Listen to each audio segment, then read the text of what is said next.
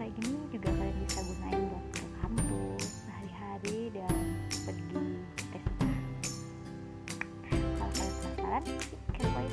Oke, pertama-tama aku gunain krim wajah Fair & Lovely. Aku ambil gunain tangan aku totol ke wajah.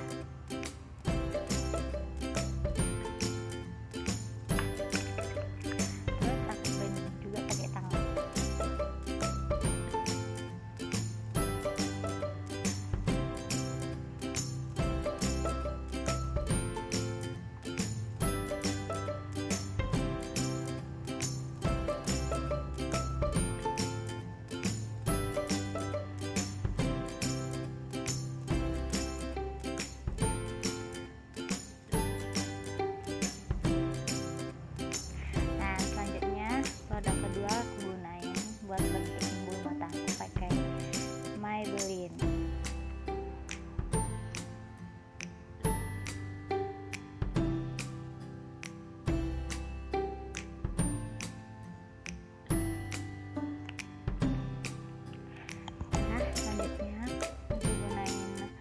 Eyeliner bawah mata aku yang putih dari Pixi.